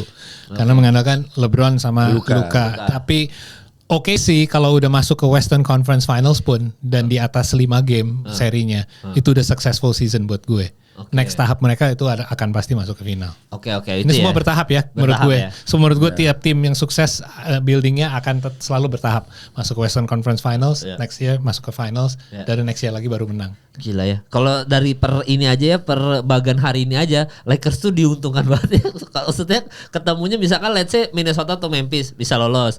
Ketemu lagi misalkan Clippers bisa lolos. Masuk final. Tapi gue emang pakai personal feeling, nggak semua gue pakai analisa dan data juga. Ini harapan gue juga ada di situ ya. Jangan anggap ini semua akurat. Ini emang keinginan gue juga. Iya, Lakers gue juga keinginannya kan gitu kok. Kalau ketemu sama keinginan dia juga tidak mau LeBron masuk ke final lagi. Coba bahas East bentar deh, karena East menarik juga. Iya nih baru kita masuk ke East. Sekarang kan udah selesai tadi OKC sama West kan. Kita sekarang masuk ke East. Berarti let's say kalau misalkan kita dari play-in ya. Oke, mulai di play-in. Play-innya kan berarti 10-9 akan ada Chicago Bulls lawan Miami Heat. Ini gue persingkat aja buat lo deh. Siapapun yang lolos untuk 7-8 gak ngaruh. Ketemunya Cavaliers sama Boston. Iya. Jadi kita kayaknya setuju gak? Iya. Siapapun. Miami Heat pun yang lagi sekarang mulai menang. Siapapun itu Bulls. Ngaruh gak? Nggak ngaruh. Ya udah. Okay. Tapi ada pemain favorit nih Paolo Banchero nih. Kalau dia masuk kan misalkan lu Orlando Magic sama Atlanta lu pasti pegang Magic kan? Saat ini ya. Ya karena Paolo Banchero kan pemain favorit. Suka gue. Bisa ngalahin Cavs atau Celtics nggak? Iya, ketemu Celtics udah nggak mungkin lewat. Oke, berarti udah nggak mungkin. Nah berarti sweep dua-duanya. Piston Knicks mampus lu. Nah, ini gue kasih sedikit hot take sebelum lu kasih ya. Iya. Di East kita akan lihat 2 seri yang paling seru di first round. Siapapun yang finish. Kemarin pas gue cek belum kayak sekarang. Kemarin gue cek itu Indiana ketemunya Detroit, Giannis ketemunya Knicks. Oke. Walaupun tanpa Dame ya. Sekarang udah berubah. Indiana ketemu Giannis, Detroit ketemu Knicks. Oke, silakan kalau lo kasih. Siapa kok? Detroit Pistons sama Knicks. Nah, ayo lo. Pegang mana lo? Knicks masih lo ya. Jalen Brunson masuk mental internasional saat masih ini ada. Saat ini iya. Karena Pistons belum teruji ya secara mental ini ya. Walaupun sebenarnya kalau secara ini sebenarnya Detroit itu kan sempat winning streak tuh kemarin tuh, sempat yang viral winning streak yang Duran siapa namanya? Jalen Duran. Iya itu sih dia udah seneng gitu kan kayak wah Detroit Pistons ini baru kalah sekali doang. Terus habis itu kalau si New York Knicks itu sempat kalah, sekarang udah menang lagi sekali. Tapi lu megang siapa ya berarti? Knicks atau Detroit Pistons? Knicks ya masih ya, Jalen Brunson, Karl Anthony Towns sama siapa? OG Anunoby sama Josh Hart. Ya oke, berarti lu Knicks ya megangnya ya. Kalau lu siapa Paul? Knicks sama Pistons. Gue akan kasih perubahan. Gue sama seperti di West, gue akan merubah standingnya. Ya, oke. Gue akan taruh Detroit menang di atas Milwaukee di akhir musim. Jadi posisinya berubah. Jadi 5 Detroit, 6 Bucks. Oke. Karena Milwaukee bukan karena gue nggak percaya sama Bucks ya, karena ada Giannis, tapi udah nggak ada Dame. Dan sejak nggak ada Dame, kalau lu perhatiin, gue nggak tahu lu kan lihat Giannis, dia main defense-nya juga lebih kayak males-malesan. Dia udah nggak terlalu komunikatif sama timnya. Gue lihat itu hal-hal kecil yang mungkin bisa ngaruh ke playoff. Jadi gue lihat menuju akhir musim Detroit yang akan ketemu Indiana. Ini akan jadi matchup yang seru karena menurut gue akan jadi series yang alot dan akan dimenangkan oleh Detroit. Daripada Tyrese Haliburton. Gila men, itu tim nggak mau kalah sama siapapun. Nggak takut sama siapapun. Itu yang gue lihat dari mereka. Jadi gue bisa, kalau mereka ketemunya, kalau ketemunya sama Knicks lebih berat untuk gue milih Detroit. Tapi ya itu lebih 50-50 sih, kayak coin flip aja sih. Kalau Knicks sama Detroit bisa aja gue pilih Detroit. Tapi gue akan merasa mereka akan ketemu Indiana dan mereka bisa kalahin Indiana karena 4-5. Dan kalau Knicks ketemu Milwaukee, ya kita masalahnya blood clot sih ya Dame. Sayang banget loh kalau blood clot gitu. Kalau ada Dame sih gue milih Bucks sih. Ya karena Dame berarti selama playoff baru kapan dia main? Kayaknya dia nggak bakal main. Nggak bakal main sampai. Blood clot kan masalah yang tidak bisa ditebak dan nggak boleh main sama sekali sampai itu udah Wemby aja nggak boleh main kan sepanjang musim. Iya. Termasuk Damian Lillard harusnya nggak bisa main ya. Kayaknya sih nggak bakal main. Jadi kalau tanpa Dame, gue harus megang New York sih. Sayang. Oke, New York ya. Berarti lu juga berarti ya. Kalau misalkan Milwaukee ketemu New York, lu megang New York. Oh masih Milwaukee. Milwaukee dia kan Giannis. Kan lu baru share ke kita tuh Giannis, jangan remehkan jagoan gua. Oke, berarti gitu ya. Berarti Indiana Pacers juga akan hancur sama Detroit Pistons ya sama ya. Sama gue sama. Nah, terus habis itu berarti pas masuk ke second round ya. Berarti kan let's say kita misalkan tadi yang lolos New York Knicks. Berarti Knicks tadi di mana tuh? Di bawah ya. Berarti ketemu Boston Celtics. Oke, kalau ketemu Boston Celtics lu megang siapa, Paul? Boston. Boston. Gampang sih soalnya ya, udah pasti. Kalau lo ketemu Bucks dong. Ketemu Bucks Boston. Kalau lo Kalau lu ketemu Boston Boston harusnya. Iya, masih Boston sih anjing. Masih Boston anjing emang itu. Makin solid. Tapi kalau serinya nggak berubah, ya berarti ketemu Knicks ya. Iya, oke. Berarti Boston. Berarti kalau lu Cleveland Cavaliers ketemu sama Detroit Pistons. Cleveland lah. Lu Cleveland juga. Gue megang Cleveland. Oke, berarti akan lewat tuh sama Cleveland ya. Nggak akan ada perlawanan yang tadi lu bilang Detroit Pistons nggak akan mau kalah, tapi nggak akan ini ya. Susah sih. Susah ya. Okay. Susah. Berarti let's say Cleveland masuk Cleveland Boston, siapa lu megang? Boston. Alasannya kenapa Boston? They're just a better team. Iya, itu aja deh ya. Daripada dan pengalaman kan juara tahun lalunya. Oke, lu juga Boston berarti ya? Iya. Dan sama kayak logika gue harus berjalan untuk Cleveland juga. Mereka baru tahun ini loh punya rekor yang sebagus ini. Pertama kali menang 60 game. Pas LeBron balik aja kayaknya mereka gak menang 60 game deh. LeBron balik dari Miami Heat. Jadi ini the best record mereka megang sejak LeBron pertama kali di sana. Masa mereka langsung juara? Menurut gue sih enggak. Tapi kalau udah masuk ke Eastern Conference Finals pun ya itu aja udah very successful season untuk mereka. Jadi Boston. Berarti kalau misalkan Boston lolos, Gini deh, final, lo nanya gue bos apa Cleveland Detroit aja, gue mesti 50-50 tadi nggak langsung jawab, gue mesti mikir dulu masih sih. Mikir ya. Gila men, alot banget kalau lawan Detroit Pistons. Iya alot tuh pasti Iya tuh. kan? Lagi bagus Nggak mereka di-sweep lagi. sih. Musim ini Nggak bakal di-sweep lah, bakal panjang. kayaknya musim ini tuh mirip-mirip kayak tadi yang kita bahas Rans sama ini kan lagi Dewa United lagi winning streak. Nanti kan Bener. Detroit Pistons lagi ketemu winning streak juga. Bener. Jadi ya belum tentu kita di playoff, pengalaman mereka kan masih 0 juga Paul. Iya. Secara playoff. Nah berarti kalau misalkan kita based on hari ini ya, berarti kan final idaman kita gua sama Paul sih. Boston ketemu Lakers kejadian nih berarti nih. Kalau dari Kan dari awal gue udah pengen gitu. Makanya gue sengaja setting kan dari tadi biar Boston sama Lakers yang masuk. Lo gak sadarin itu. berarti udah pasti. Kalau lu kan berarti oke si Boston. Kalau lu kok Iya. ya kan berarti kan finalnya akan ada oke si Boston. Tapi kalau Boston berarti Luka Doncic ketemu sama Boston Celtics lagi, karena kan kita selalu bilang ini kan anti virusnya Luka Doncic itu jangan-jangan Boston Celtics nih. Ya, menurut gue ya. Iya ya kan. Jadi gimana Lakers Boston Celtics nih Ya, per hari ini. Ya mereka punya Lakers punya antivirus buat Boston juga. Norton mereka adalah LeBron James.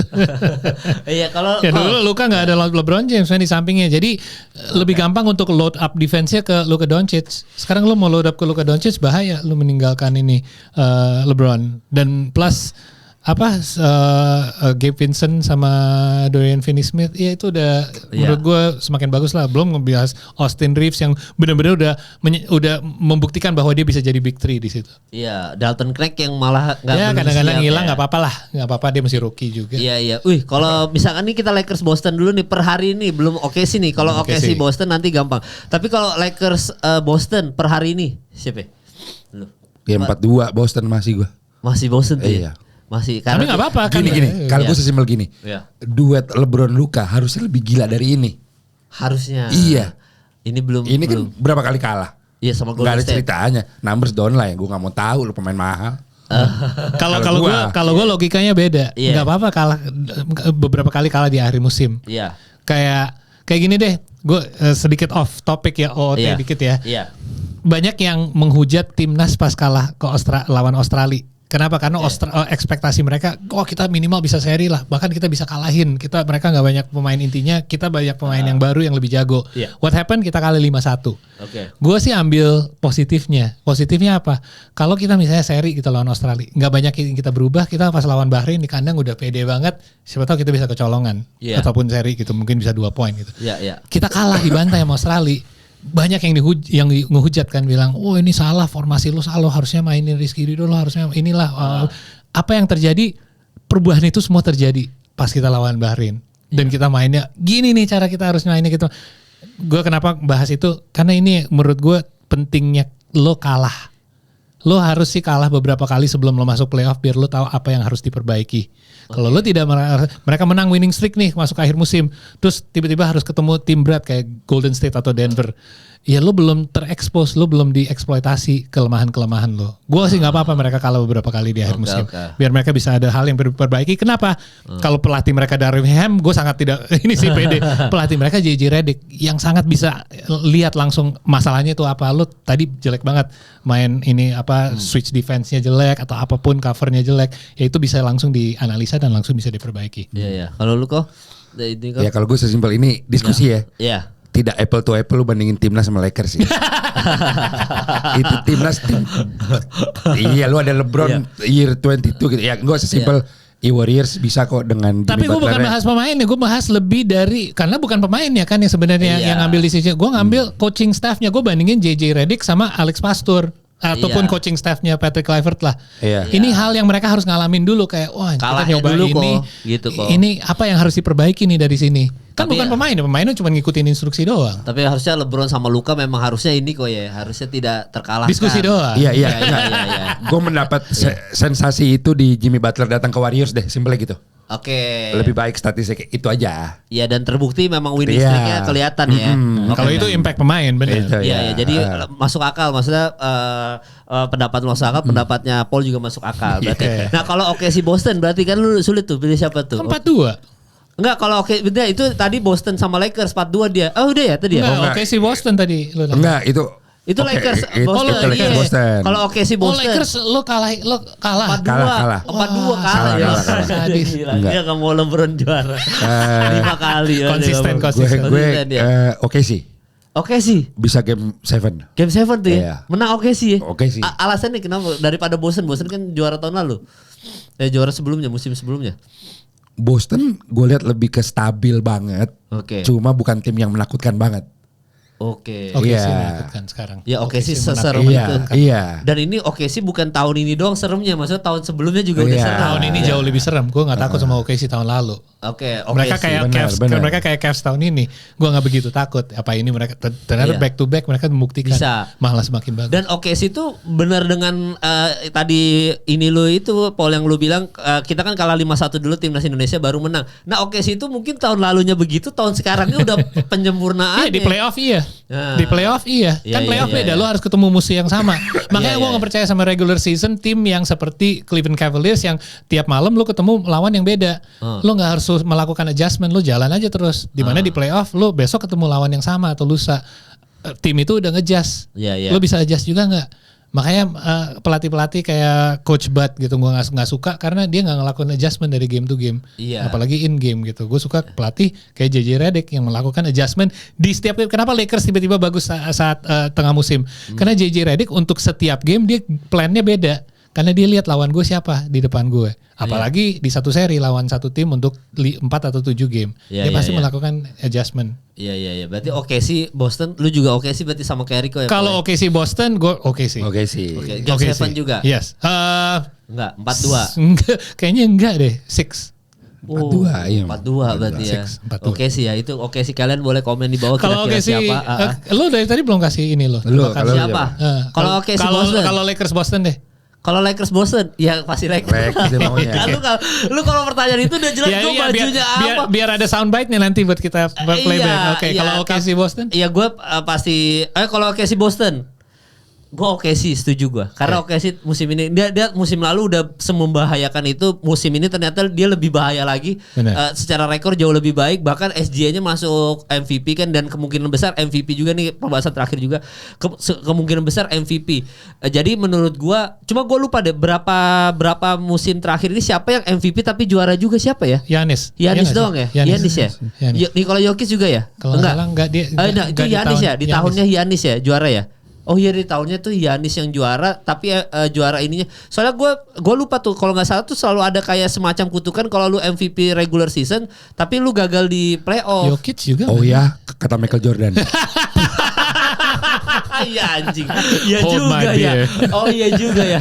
Itu berbeda kalau kita ngomongin Steve Nash, beda ya. Ya karena sebenarnya kita kalau ngomongin sih gara-gara Michael Jordan justru kutukan itu terjadi sama orang-orang kayak Carmelo, Steve Nash. Karena kalau kita bandingin soal Steve Nash dan Shai Gilgeous-Alexander ya, sebenarnya momen Steve Nash MVP dan Shai Gilgeous waktu itu Phoenix kan lagi gila-gilanya kan, era Emmayer Stoudemire, terus Sean Marion, Barbosa, itu kan lagi gila-gilanya, tapi kan dihentikan juga sama tim. Bahkan Lakers pun pada saat itu seasonnya nggak begitu bagus, tapi Kobe bisa nyelesain 3-1 kan itu bisa nyelesain Phoenix Suns. Nah gue takut OKC itu kayak gitu doang Paul, karena Phoenix Suns itu back to back seasonnya juga bagus kan, tapi akhirnya dihentikan juga di playoff. Nah gue takutnya cuma itu doang, apalagi kalau saya Gilgeous-Alexander MVP musim ini. Ya kalau menurut gue nonton game dua-duanya lawan dan banyak fans OKC DM gue marah-marah sama gue tentang pendapat gue tentang OKC. Gue cuma bilang mereka belum teruji, tapi mendekati akhir musim mereka udah beberapa kali teruji, dan gue merasa mereka bisa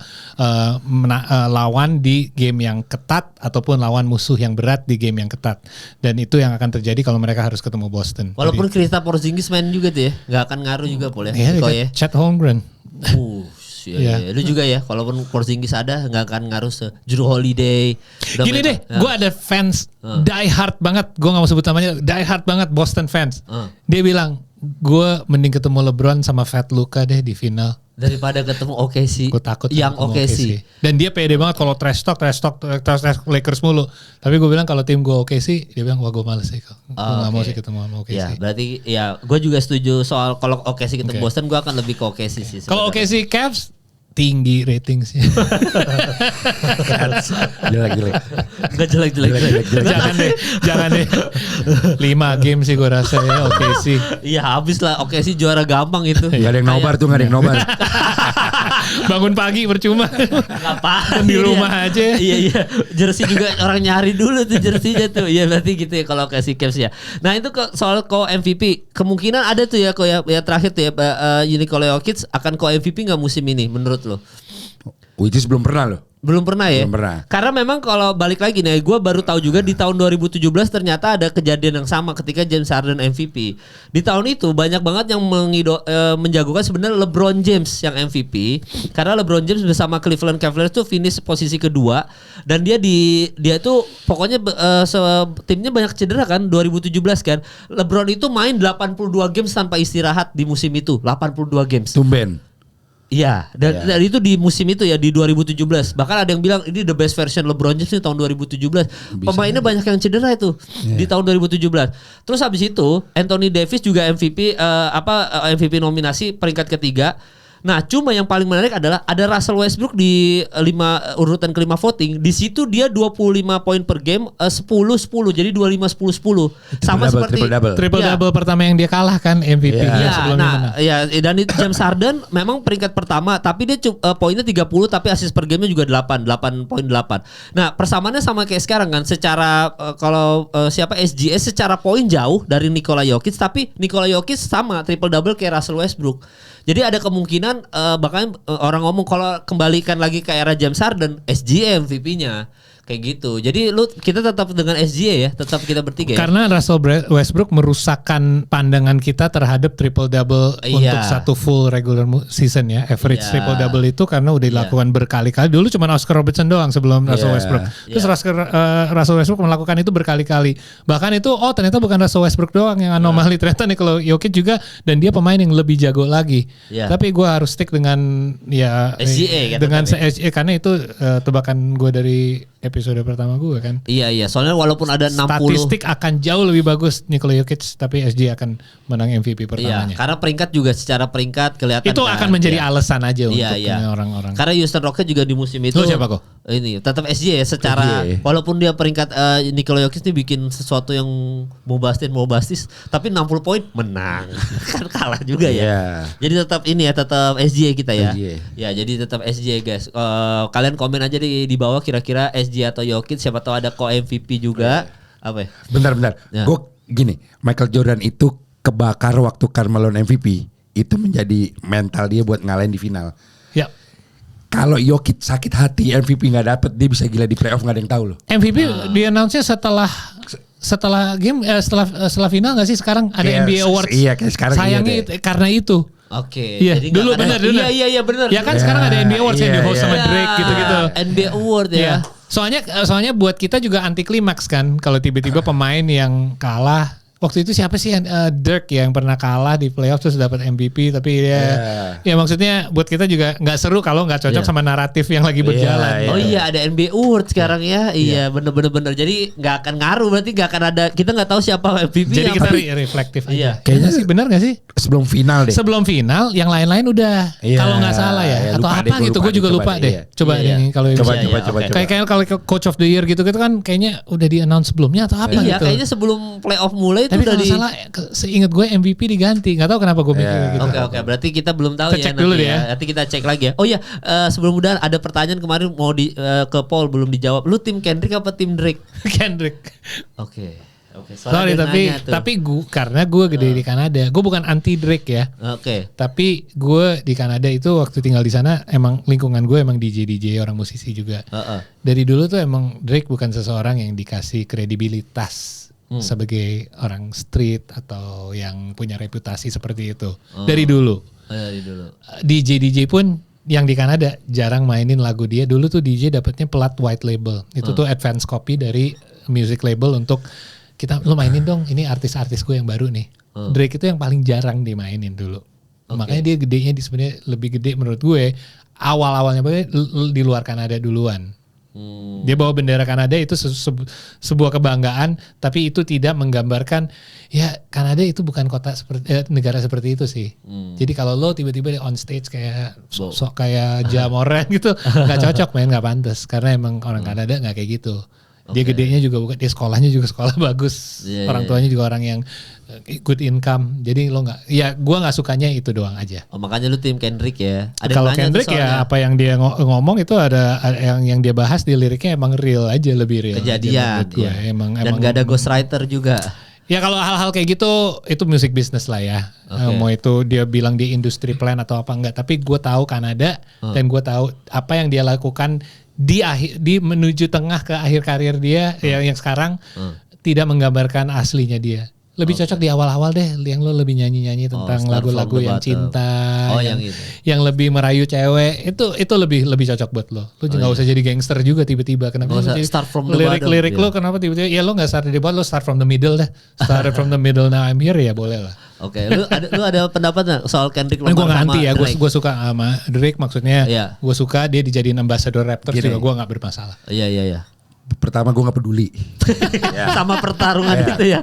Kedua gini, kalau secara vibe personal orangnya bener. Lo lihat dokumenterinya si Kendrick, gak lagi di hood tuh di Compton, ada bench press apa, itu betul. Tapi gak munafik, gue bukan orang musik ya, gue orang awam lah. Lagi bepergian gue ke Bandung gitu, yang gue pasang Drake daripada Kendrick Lamar. Kuping gue. Cuma kalau sebagai itu ya Kendrick lebih real. Iya. Dan di klub pun pas lagi anti Drake banget sentimennya, lu mainin lagu Drake. Kalau gue kan DJ juga, gue main di lagu Drake masih happy, seneng banget kok semuanya juga. Nggak ada yang komplain kayak bu gitu, nggak ada. Itu yang lo lihat di IG cuma terjadi di 1-2 klub. Iya. Apalah itu emang nggak kok lu main lagu Drake, malah orang minta kok tetap. Iya, jadi dari itunya lu koping lu masih Drake ya. Iya. Kalau lagu hitsnya lebih banyak. Lebih gampang dicerna juga emang bener. Tapi kalau lo ingin dengerin lyrics, lebih enak dengerin liriksnya Kendrick. Pulitzer. Karena dia banyak lapisan aja arti-arti apa yang dia omong. Iya banyak ini. Biasanya tuh kayak gitu-gitu tuh Eminem sama dia tuh yang kita, ini maksudnya apa ya? Tapi lebih berat, harus lu kupas, harus lu buka YouTube sama ada analis yang breakdown liriksnya juga. Iya yang lirik-lirik gitu ya. Lo salah nanya dia Kendrick atau Drake. Lo harus nanya Tupac atau Biggie kalau dia. Tupac lu pasti kan. Kan lu baru apa fotonya Tupac. Soalnya gue tim Biggie kalau gue kok. Gue Biggie Smile gue. Iya itu Biggie. Iya kalau gue Biggie gue. Tapi kalau di Drink Champ Tupac tuh DMX. Di compare-nya. DMX tuh ya. Biggie bahkan sama Big L. Bahkan sering ditanya. Iya, cocok. Iya, kalau gue Biggie gue tim. Karena Big L sama Biggie sering dibandingin siapa the real king of New York gitu ibaratnya. Iya. Kalau Nas Jay-Z. Nas Jay-Z, King New York, karena mereka saling sebut mereka diri yang King of New Yorknya. Iya. Lu tanya Isaiah Thomasnya Indonesia, Coach Oki Tamtalahitu. Oh iya. Oh dia sih Biggie. Oh iya. Gue pernah zaman dulu handphone masih Sony Ericsson kan, yang belum ada lah ya touchscreen gini. Setelah pesawat pulang dari kota mana gitu, LA Streetball. Gue iseng gue buka handphone dia, suruh gue buka kan musiknya apa ini. Ada yang lain selain Tupac. Playlistnya nggak ada satu lagu pun selain Tupac. Tupac for life, Thug Life. Nah lo bicara impact kayak Jordan gitu, si almarhum Irv Gotti juga bilang, lo ke Afrika, kemanapun, itu Tupac didengerin. Kenapa? Kenapa nggak Wu-Tang? Kenapa nggak Biggie? Kenapa? Itu saktinya tuh. Itu saktinya Tupac. Itu nggak ada formulanya tuh. Gue juga nggak ngerti, nggak bisa jelasin. Itu kerennya Tupac tuh. Dia punya satu pendapat yang cukup masuk akal karena Tupac secara dokumenter bagus. Fotonya bagus kata dia. Jadi lo jadi idola tuh. Cocok mengidolakan. Tapi emang kerebelannya dia sih gila sih. Parah dia sampai dibunuh lu gila. You claim to be a playboy. Buset itu kata-katanya sih. Iya. Lo bilangnya lo playboy ya. Bini lo udah pernah sama gue, gila banget sih itu liriknya gak? Iya. Gila sih. Itu bisa tuh didengerin di depan anak-anak. Bandel banget gitu. Bandel banget ya. Jadi itu buat yang pertanyaan tadi ke Paul masalah Kendrick Drake udah dijawab, Rico juga udah dijawab. Jadi thank you ya udah ini episode terpanjang kita di lumayan ya. Kangen kita. Iya, jadi silakan komen aja di bawah kalau ada yang salah-salah informasi dari kita, langsung komen di bawah. Thank Thank you udah nonton episode kali ini. Sampai bertemu minggu depan.